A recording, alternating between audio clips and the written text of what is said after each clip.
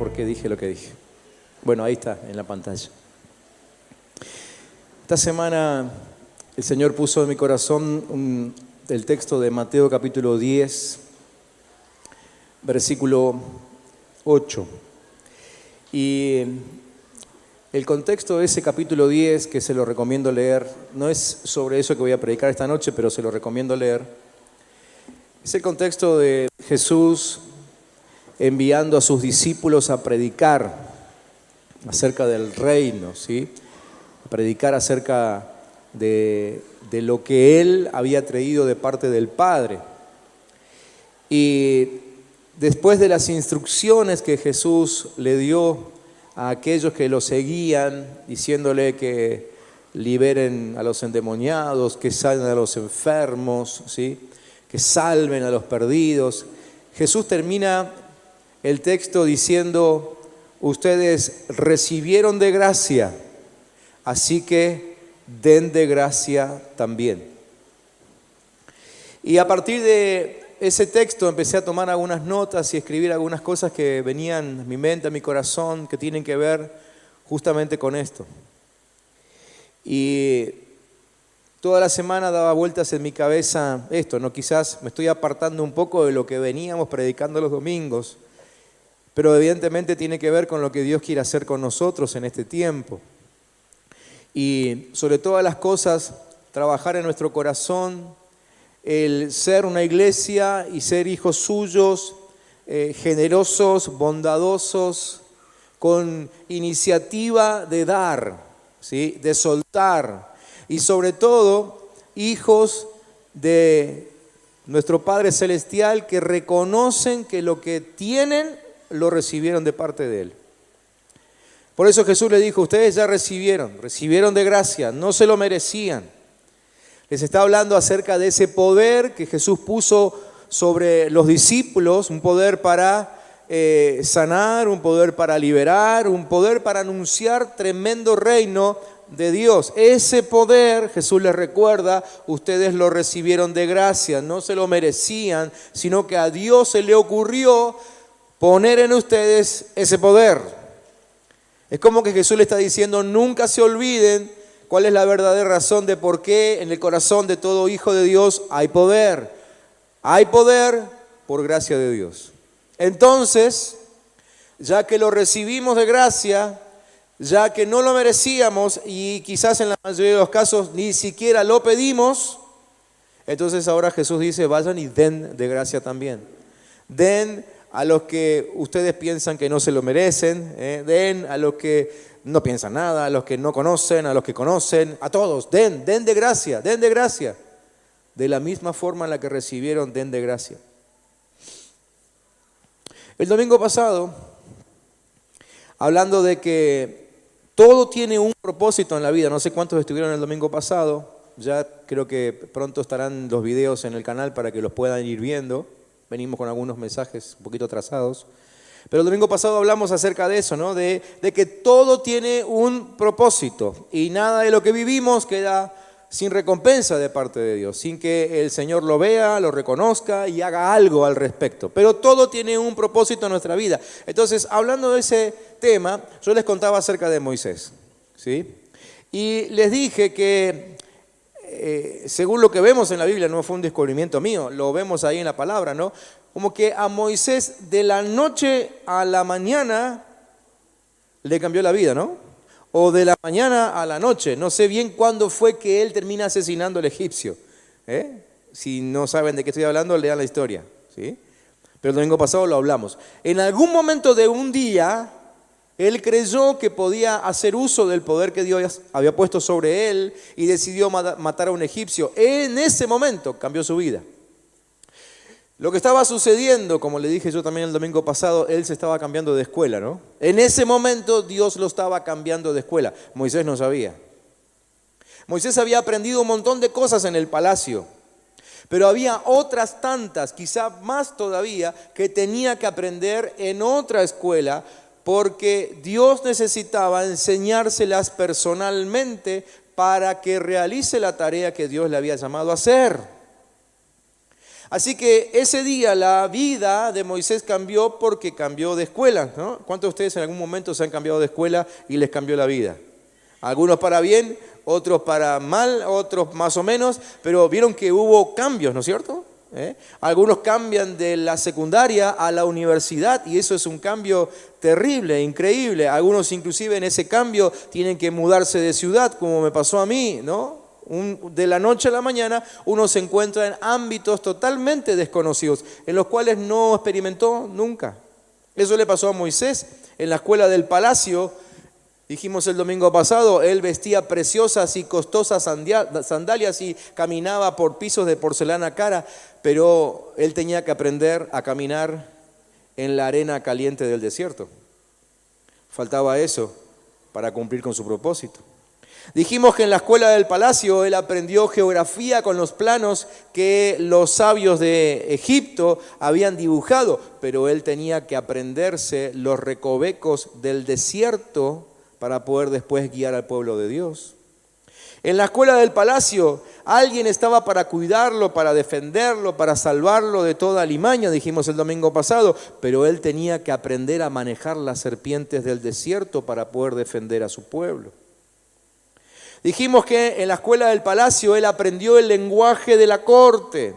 Dios lo envió ahí porque tenía que conectarse con el faraón en algún momento para poder rescatar al pueblo.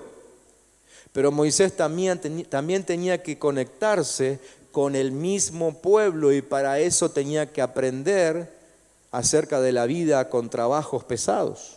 ¿Sí? Por eso Dios lo llevó a otra escuela. En la escuela del palacio le dieron herramientas para manejarse en el ámbito del palacio. En el palacio nadie esperaba que un día a Moisés lo cambien de escuela. Así que le dieron herramientas útiles, ¿sí? Para que se maneje en la vida del palacio. Pero él necesitaba otras herramientas, otros útiles. Y así fue que llegamos al texto de hoy, que está en el capítulo 4 de Éxodo, versículo 2. 40 años después del cambio de escuela, Dios se le aparece a Moisés y entablan una conversación, no muy amistosa. Había muchas preguntas de por medio, preguntas que quizás eran consecuencia del cúmulo de bronca y un montón de cosas que tenía Moisés encima, ¿no? Pero en medio de esa conversación, Dios le pregunta a Moisés, ¿qué tienes en la mano? ¿Qué tienes en la mano? Y Moisés entonces, quizás recién entonces, mira su mano y se da cuenta y contesta. Dice, tengo una vara.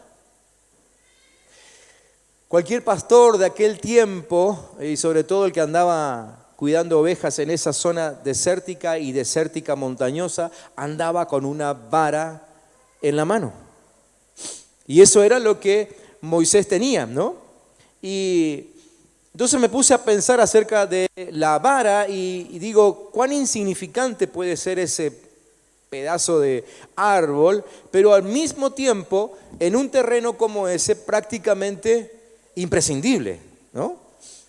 Imprescindible. Trato de imaginarme la geografía del lugar, ¿no? Y me imagino que una persona allí necesitaba una vara, quizás para poder apoyarse y entonces pasar de una piedra a otra, en ese terreno tan complicado. Creo que alguien ahí necesitaba una vara para poder ahuyentar y hasta inclusive matar la serpiente, las alimañas del lugar. Creo que alguien necesitaba una vara para, por ejemplo, cuando iba a cruzar algún arroyo y poder medir la profundidad del agua, sobre todo si uno después tenía que atravesar por el mismo agua con la familia o con la manada que Moisés estaba cuidando, ¿sí?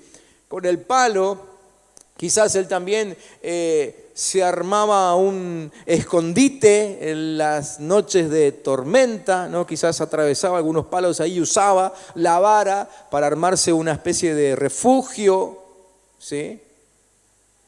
¿Cuántas cosas podía hacer un pastor de aquel tiempo con una vara y obviamente la vara también le servía para arriar a su manada, ¿no es cierto? Dándole suavecitos golpes a las ovejas e inclusive usándolo para defender a las ovejas de los animales que querían quedarse con alguna. Aclaro que nunca trabajé en el campo, mucho menos en la montaña, y ni me acercaría al desierto. Pero cuando era adolescente y me gustaba mucho caminar por los montes misioneros, ¿sí? No haciendo misión, ¿no? Sino de la provincia de Misiones, ¿entiendes? ¿No? Cuando todavía no me interesaba para nada la otra misión. Pero siempre me gustaba andar con una vara en la mano, ¿sí? Y puedo saber entonces que cuando uno anda con la vara mucho tiempo en la mano, la vara prácticamente se transforma en una extensión de uno mismo, ¿no? A tal punto de que uno anda con la vara como si fuese el brazo, ¿no? Y después ya usamos la vara para todo, ¿no? Para descolgar la pava del fuego, para lo que sea. Así que me imagino esa escena en la vida de Moisés cuando Dios le pregunta, ¿qué tienes en la mano? Creo que Moisés ni siquiera se había dado cuenta de que tenía una vara en la mano porque hacía 40 años que andaba con una ahí, ¿no? Entonces, creo que al momento de hacerle esta pregunta, para Moisés la vara ya había pasado a ser parte de su vestuario diario, ¿no?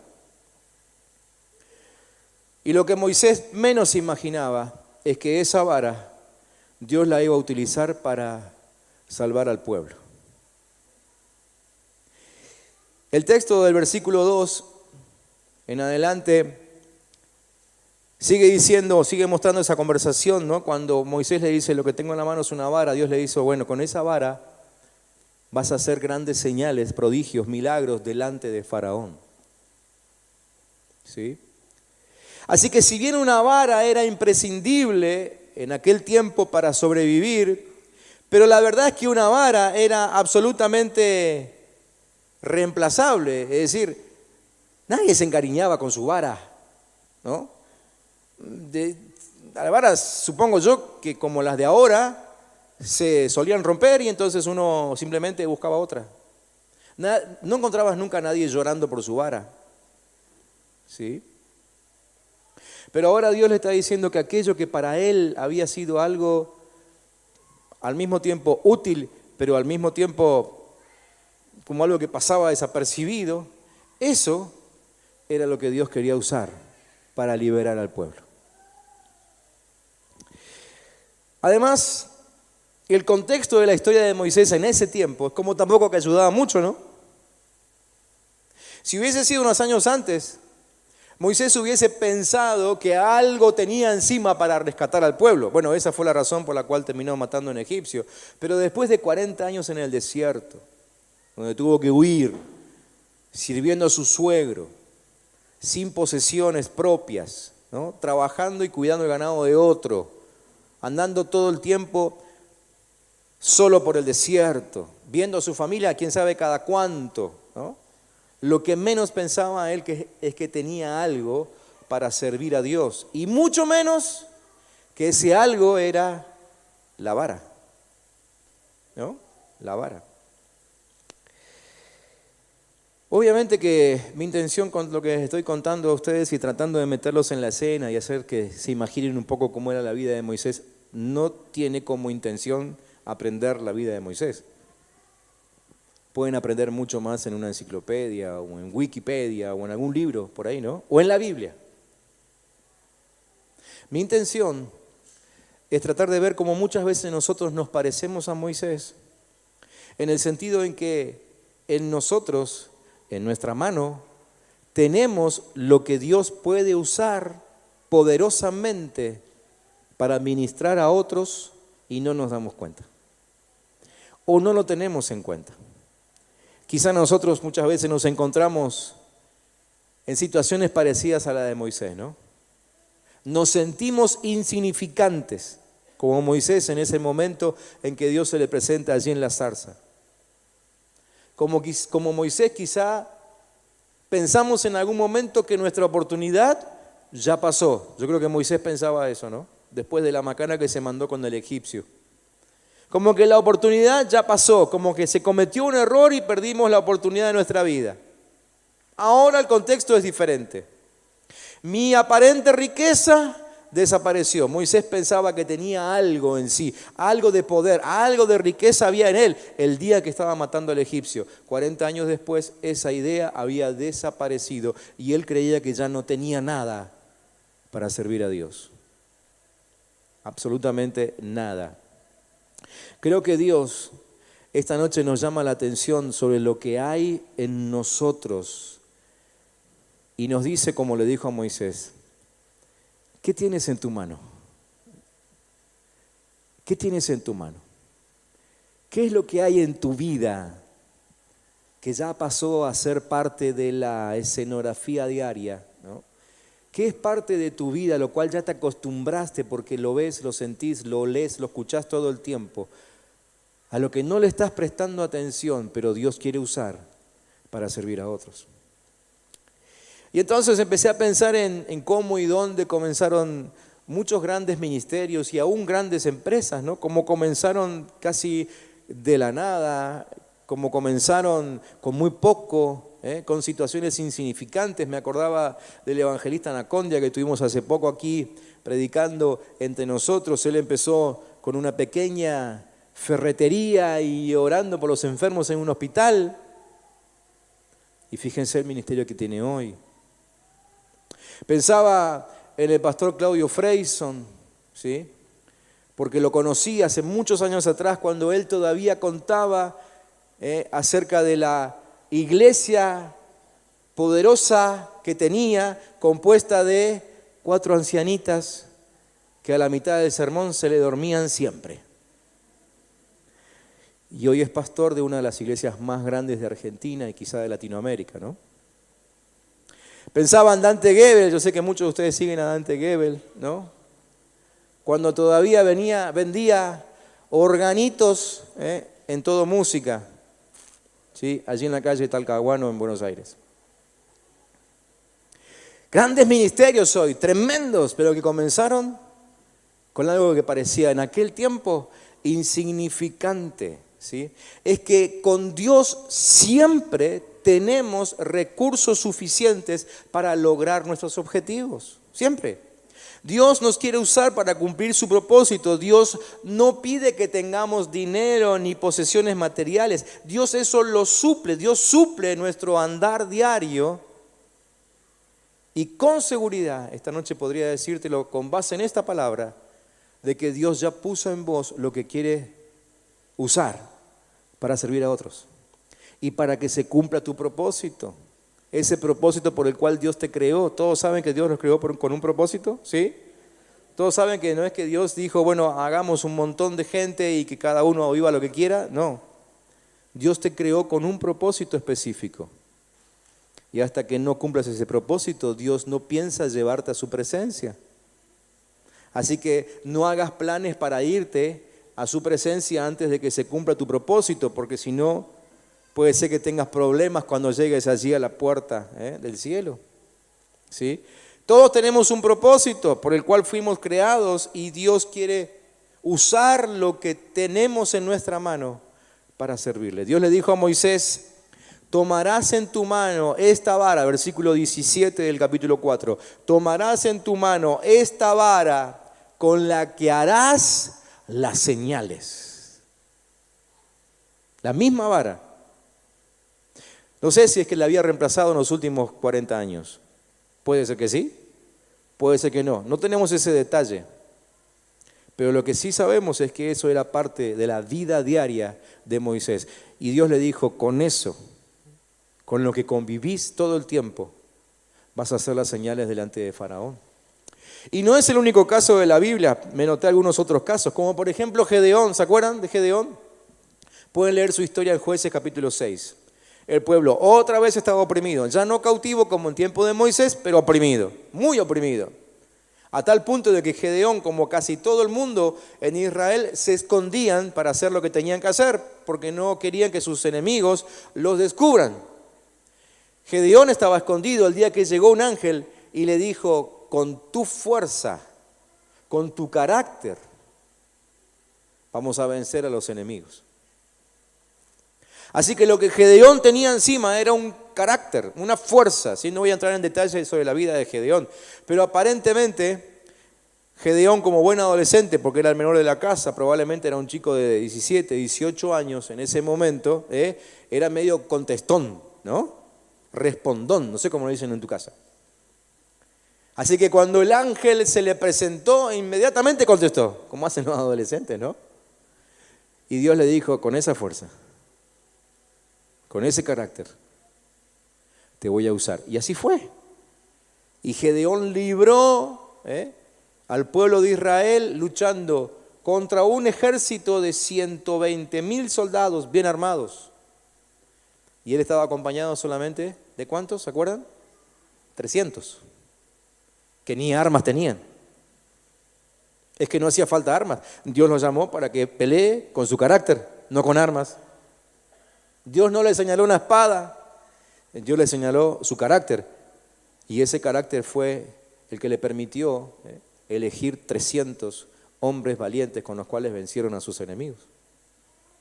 Otro ejemplo es el de David, obviamente, ¿no? Cuando leemos o estudiamos la vida de David, estamos estudiando la vida de David los miércoles. A propósito, para aquellos que no vienen los miércoles, ya hace 2 semanas que venimos con la vida de David. Vamos a seguir. Pero vemos en la historia de David que Dios lo usó con distintas armas, en distintos momentos de su vida. Pero me acordaba de quizás una de las batallas que más recordamos, o una de las primeras, ¿no? Que recordamos, que es contra Goliat. ¿Sí? Y el texto dice en 1 Samuel capítulo 17 que David tomó su cayado, el cayado era como la vara de Moisés, pero con una forma diferente, que usaba para guiar a las ovejas, y escogió 5 piedras del arroyo y las puso en su saco pastoril, en el zurrón que traía, y tomó su honda en su mano y se fue hacia el filisteo, hacia Goliat. Así que, ¿qué usó? Una honda, 5 piedras y una vara.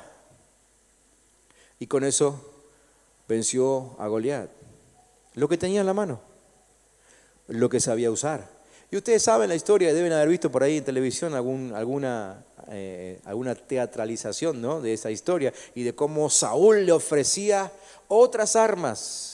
Como quizás nos pasó a nosotros muchas veces, cuando quisimos usar lo que otros usan. Queremos predicar como otros predican, queremos servir como otros sirven, pero no nos va, se nos cae, nos pesa, como le pasó a David con la armadura de Saúl.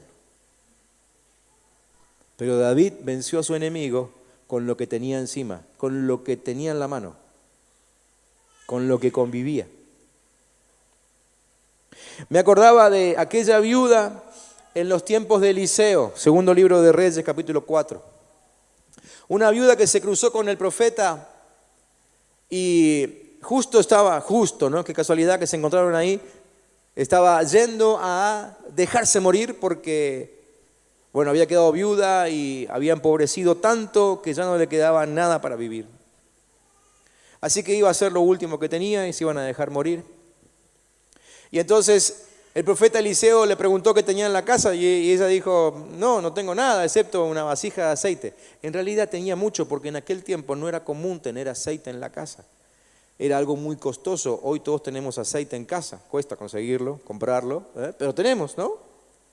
En aquel tiempo no todos tenían aceite, ella tenía algo muy importante, pero se le había pasado por alto. Evidentemente pasó desapercibido, como con Moisés la vara, era parte de la escenografía. Nunca pensó que una botella de aceite podría sacarla de la miseria donde estaba metida. Entonces el profeta le dijo, bueno, ahora anda y empezá a meter de ese aceite en las vasijas, todas las vasijas que puedas conseguir. Así que ella pidió prestada vasijas a todo el pueblo, ¿no? Y empezó a llenar y llenar y llenar y llenar y nunca se terminaba el aceite de la botella. En el momento en que dijo, no hay más vasijas, se terminó el aceite. Otro día le predico sobre eso. Está espectacular ese mensaje. Casi que me meto por ahí esta semana, pero no me quise distraer. Y entonces salió de la miseria lo que tenía en la mano o lo que tenía en la alacena. Pensaba en otro caso, la reina Esther. ¿Cuántos leyeron algo de la historia de la reina Esther? ¿Saben algo de la historia de la reina Esther? La reina Esther, saben que Dios la usó para salvar a los judíos de un exterminio en aquel tiempo, ¿no? Hay todo un libro en la Biblia que habla sobre eso. Así que léanlo.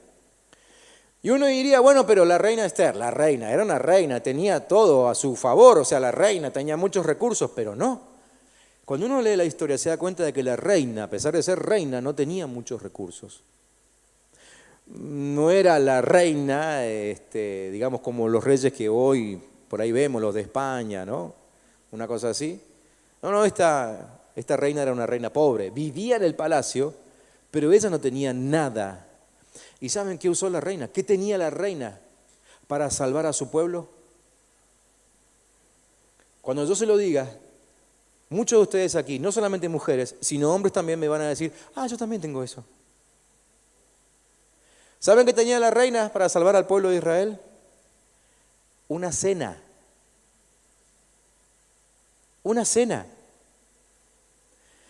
Dice el capítulo 5, versículo 4. Esther le habla al rey y le dice, si place al rey, vengan hoy el rey y Amán. Amán era el que quería liquidar a los judíos. Vengan a la cena que he preparado para el rey. Esa noche es cuando se descubre el plan. Una cena. ¿Cuántos tienen una cena que pueden ofrecérsela al pastor y su familia, por ejemplo? No. Espero que no para liquidarme, ¿no? Ok.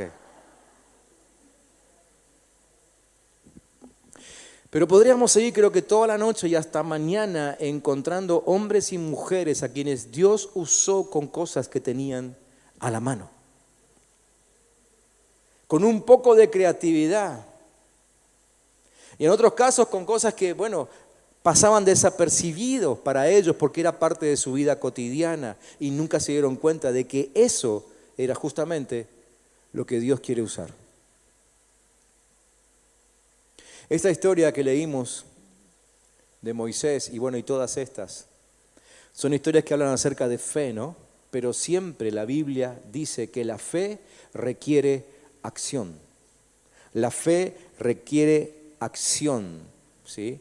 Toda esta gente creía que algo podía suceder, pero siempre había una fe correspondiente, ¿sí? En el caso de Moisés, Dios le dijo que iba a usar la vara para hacer señales, pero hubo un momento en que Dios le dijo, arroja la vara al piso. ¿Sí? A ver, métanse en la situación, ¿no es cierto? Está ahí Moisés, tartamudo, miedoso, delante del hombre más poderoso de la tierra. En ese momento el faraón era el hombre más poderoso de la tierra. Había otros reinos, todos chiquititos, imperio que gobernaba era Egipto. Parado delante del hombre más poderoso de la tierra, ¿sí? Y Dios le dice, tira la vara al piso que se va a convertir en serpiente.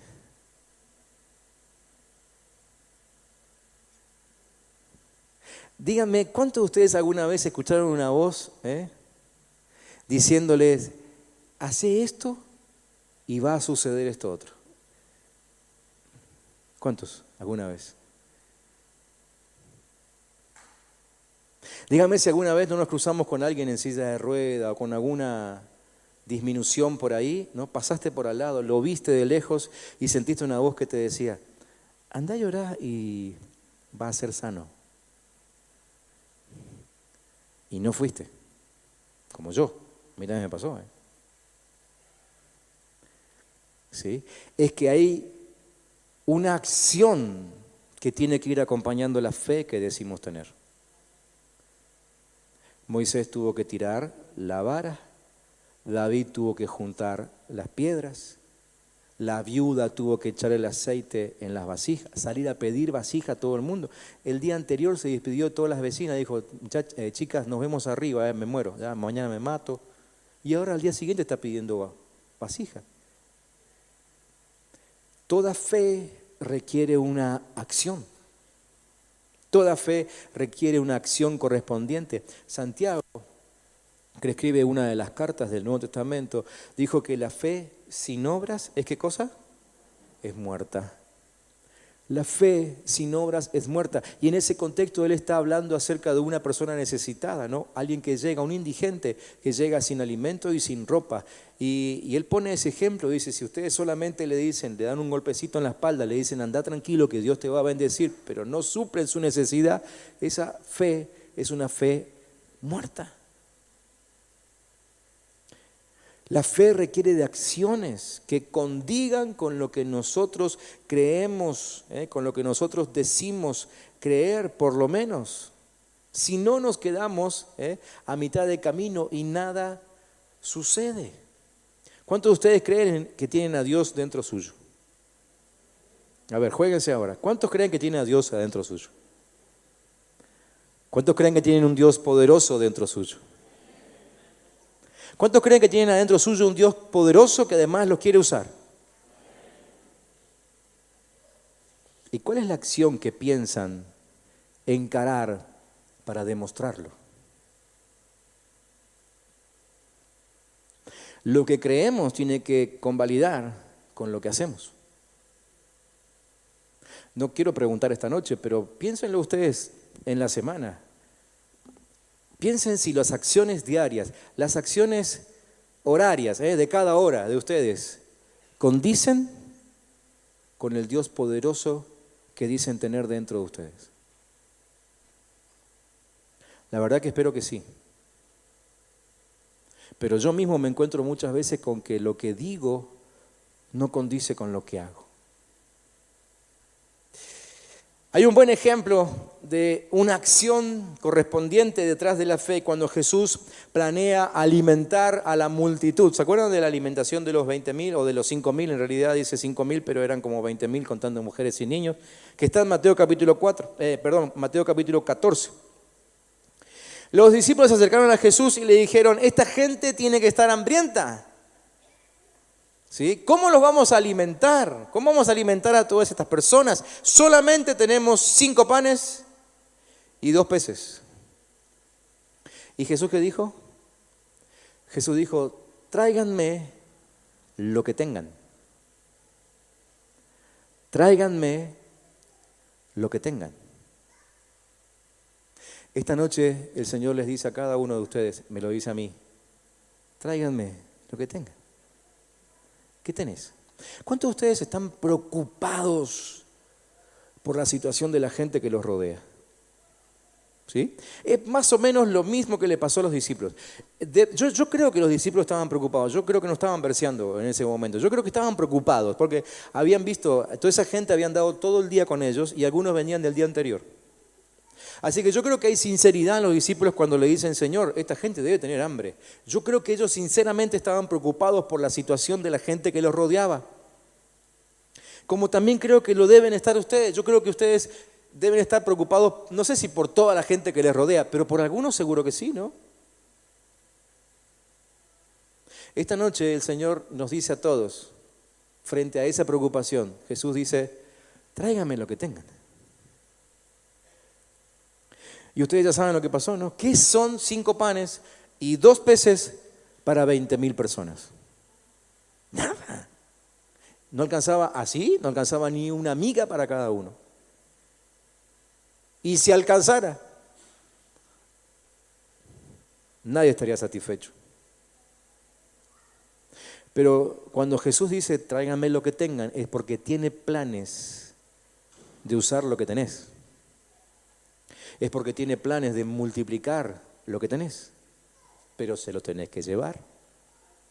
Si los discípulos hubiesen insistido en su testarudez, digo testarudez porque ellos ya veían cómo Jesús estaba haciendo milagros, pero es como que cada día el Señor les volvía a sorprender, ¿no? Si los discípulos hubiesen insistido en su testarudez y hubiesen dicho, no, Señor, mandémoslo a la casa y ya está, ¿no? Como solemos hacer muchas veces. Ese día, esa gente, ¿qué hubiese pasado con esa gente? ¿Algunos se hubiesen muerto? No, se hubiesen ido a la casa. Pero nos hubiésemos perdido de un tremendísimo milagro, ellos y nosotros, en este tiempo que lo podemos leer. Pero ellos decidieron jugarse y llevarle lo que tenían a Jesús. Entonces, ¿saben cómo sigue la historia? No la vamos a leer ahora, pero la mayoría de ustedes la saben, o la han visto en televisión por lo menos, ¿no? Entonces, Jesús toma lo que le trajeron. ¿Cómo sigue la historia? ¿Qué hizo después de eso? ¿Qué hizo? Dio gracias, dio gracias. Jesús mismo agradece cuando vos le llevás lo que tenés. ¿Y después qué más hizo? Y lo bendijo. Primero lo bendijo. Primero lo bendijo. Y después sí empezó la repartija, ¿no? Hay diferentes interpretaciones de ese pasaje. Vieron que la Biblia siempre te deja con las ganas, ¿no? Para que tengas muchas cosas sobre las cuales charlar en la eternidad. Porque uno dice, pero ¿y cómo fue la multiplicación? ¿Se multiplicó en ese momento? ¿Se multiplicó cuando los discípulos agarraban el pan? ¿Se multiplicó mientras repartían el pan? Yo soy de los que creen eso. Que se multiplicaba mientras se repartía el pan. ¿Sí? La cuestión es que se multiplicó. 5 panes y 2 peces que terminaron alimentando a 20.000 personas. Pero la historia no termina ahí, ¿no es cierto? Ustedes saben cómo sigue. Jesús después les dice, bueno, y ahora recojan lo que sobró. Y de 5 panes y 2 peces, ¿cuántos sobraron? 12 canastas llenas, que no sabemos cuánto pescado y cuánto pan es. Porque no tenemos el tamaño de la canasta. ¿Cuántos de ustedes se dieron cuenta de que estaban las canastas ahí? ¿Se dieron cuenta o no? ¿Alguien prestó atención a las canastas? A mí me llamó la atención. Por primera vez. Había leído esa historia 2.384 veces. 85. Y nunca me había dado cuenta de este detalle. Las canastas siempre estuvieron ahí.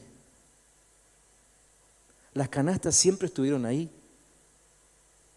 Solo hacía falta que alguien traiga lo que tenía y que Jesús dé la orden para que las canastas se llenen. Nadie fue a buscar canastas. Esas canastas estaban ahí. Es más, no creo que nadie haya dicho, vayamos a escuchar a Jesús, y llevemos la canasta vacía. Yo creo que las canastas estaban ahí porque antes habían estado llenas. Antes habían estado llenas. Y se habían vaciado del contenido que tenían. Jesús las volvió a llenar. Y no solo que las volvió a llenar, sino que ahora tenían contenido para seguir dando aún después de haber alimentado miles de personas. No sé cuántas canastas habían, pero por lo menos sé que habían 12. Menos de 12 no, más quizá. Pero ¿por qué te hago toda esta ilustración? Para que te des cuenta otra vez de que Jesús usa lo que tengas. Y que muchas veces aún considerás que lo tuyo, que vos mismo, estás vacío como esa canasta. Abandonado, abandonada ahí en un rincón, ¿sí? Esperando en algún momento volver a ser lleno. Solamente hace falta que alguien responda a la orden de Jesús. Cuando Jesús dice, tráiganme lo que tengan. Y entonces tu canasta se vuelve a llenar. ¿Cuántos dicen gloria a Dios? Amén. La canasta se vuelve a llenar. Tenemos que entender esto. Dios está buscando una persona sencilla, humilde, no un experto. Dios busca una persona que tenga la audacia de ponerle algo en la mano a Él, ¿sí? Dios busca una persona que tenga el carácter de no comerse todo lo que tiene, ¿no es cierto? Miren, si este muchacho hubiese dicho, acá hay gente con hambre, antes de que se den cuenta me como los 5 pescados y los peces y los panes. ¿Cuánto eran? 5 panes y 2 peces. Si él se hubiese comido lo que tenía y no lo hubiese ofrecido, otra vez, hoy estamos sin historia. Tendría que haber predicado otra cosa. Pero Dios está buscando gente que decida no comerse todo lo que tiene, sino que parte de lo que tiene, ponerlo en las manos del Señor, para que el Señor lo utilice para bendecir a otros. Dios busca una persona que solo tenga 5 panes y 2 peces. Algo que parece insignificante, pero que en algún momento diga, Señor, si sirve, aquí va. Esto es poco, me parece poco, pero si sirve, lo pongo en tus manos. Y lo que pongas en la mano del Señor siempre sirve. ¿Escuchaste eso? Lo que pongas en las manos del Señor siempre sirve. Decirle que tenés al lado, lo que pongas en las manos del Señor siempre sirve. Decirle que tenés del otro lado, lo que pongas en las manos del Señor siempre sirve. Siempre sirve. Siempre sirve. Fíjate lo que tenía este muchacho. Bueno, ya sé, usted me va a decir, pastor, ya leí la historia. 5 panes y 2 peces. No, pero fíjate otra cosita. Hay que ir un poquito más allá, ver detrás de esto. ¿Qué es lo que había ahí? 2 cosas muy importantes. Yo creo que había 2 principios fundamentales del reino que estaban funcionando en la vida de ese jovencito. Él tenía, en primer lugar, el principio de la producción. El principio de la producción lo tenía en lo que estaba entregando. Él no sabía. Tenía el principio de la producción. La Biblia dice en Génesis 1 que Dios hizo todo a partir de una semilla. ¿Qué había en el pan? Había semilla. Todos tenemos una semilla. Todos tenemos una semilla. Todos tenemos una semilla. Principio de producción. También tenía ganas de predicar sobre esto, pero lo voy a dejar para otro domingo. Solamente se lo comento al pasar. Y la segunda cosa que tenía este muchacho era el principio de la bendición. Principio de la producción en la semilla del pan y principio de bendición en el pescado. Si ustedes leen Génesis 1, van a encontrar ahí 4 cosas que Dios bendijo en la creación. Aves, al hombre, el día de reposo y los peces. En el pan tenía el principio de producción, en los peces tenía el principio de la bendición. Algo tenemos todos nosotros encima, principio de producción y principio de bendición. Es decir, todos podemos producir algo, todos podemos provocar bendición, todos podemos crear algo porque Dios nos hizo como Él y todos podemos bendecir a alguien, todos. Decirle que tenés al lado, tenés principio de producción y tenés principio de bendición en tu vida. 2 principios tremendamente poderosos están operando en la vida de cada uno de los hijos de Dios. Estoy seguro de que en tus manos están estas 2 cosas. Claro, alguno puede decir, bueno, pero, a ver, yo no puedo hacer nada si Dios no me lo manifiesta, si Dios no me lo muestra. Esto sería algo así como que un agricultor diga, ni bien coseche algo, me pongo a sembrar. ¿Le suena raro? ¿Sí? Ni bien coseche algo, me pongo a sembrar. ¿No tendría que ser al revés? Me parece que es al revés, ¿no? Nosotros sabemos del principio de siembra y cosecha. Sí, por supuesto que después de esa cosecha vendrá otra siembra, pero primero siempre se empieza por la siembra. Cuando decidas sembrar, poner en las manos de Jesús lo que tenés, la cosecha viene. La cosecha viene. Tenemos que reconocer que muchas veces en nosotros hay un tremendo temor. Y por eso lo que tenemos no se lo ofrecemos al Señor. Temor es lo opuesto a fe. ¿Sí? Todos saben lo que es la fe, ¿no es cierto? Repasamos la definición. La fe es la certeza de lo que se espera, la convicción de lo que no se ve, certeza de lo que se espera, convicción de lo que no se ve. ¿Y el temor qué es?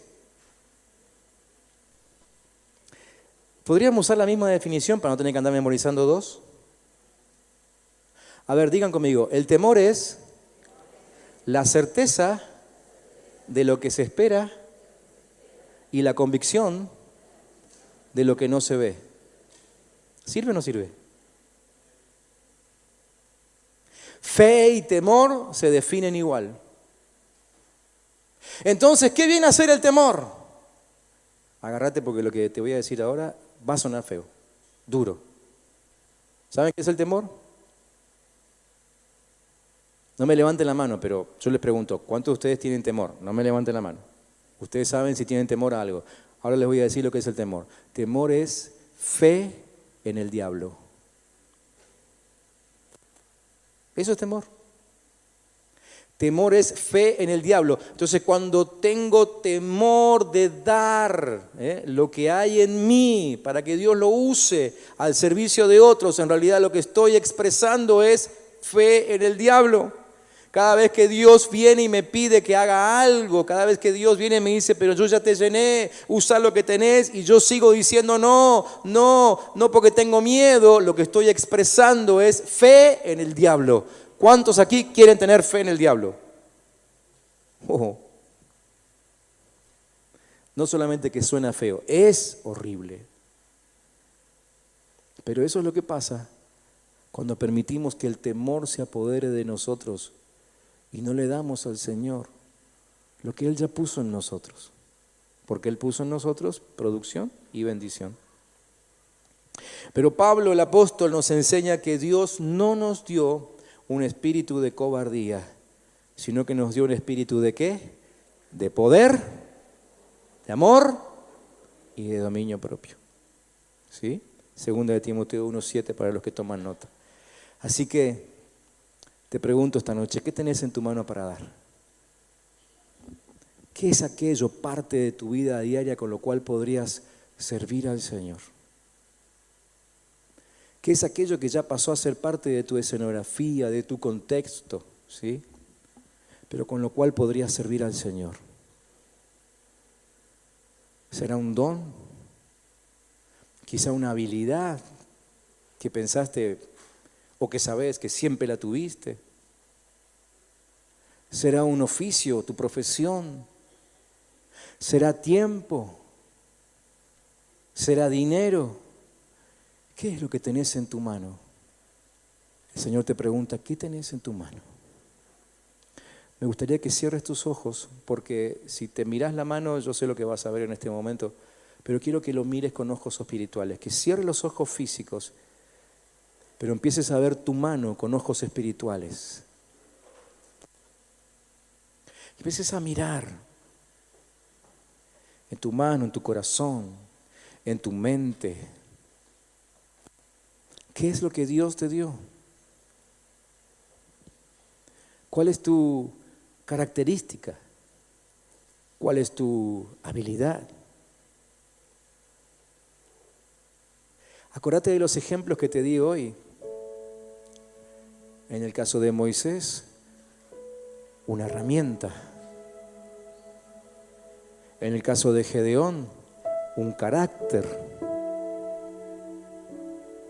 En el caso de la viuda, un bien material.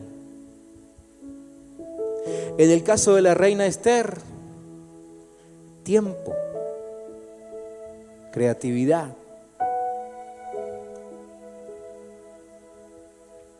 ¿Qué es lo que hoy podrías poner en manos del Señor para que otros sean bendecidos?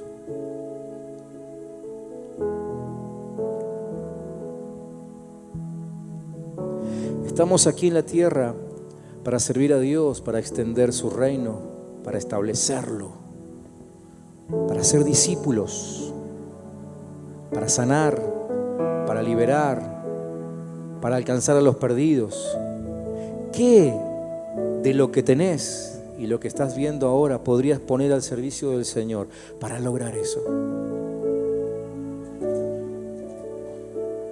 A ese vecino, a ese familiar, a ese amigo, a ese compañero de trabajo, ese que te preocupa, al que quisieras de alguna forma ayudar, al que ves que se está hundiendo en sus problemas, en la droga, en su carácter, en sus problemas familiares, en la depresión, en una enfermedad. ¿Qué tenés para ofrecer esta noche al Señor para que Dios te pueda usar y sacar a ese del pozo? Liberarlo. Como hizo Moisés cuando Dios lo usó. Como hizo Gedeón cuando Dios lo usó. Como hizo David cuando Dios lo usó. Como hizo Esther cuando Dios la usó.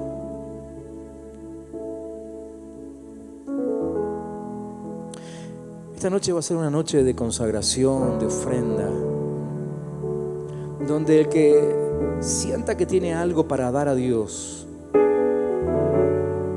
lo va a poder ofrecer.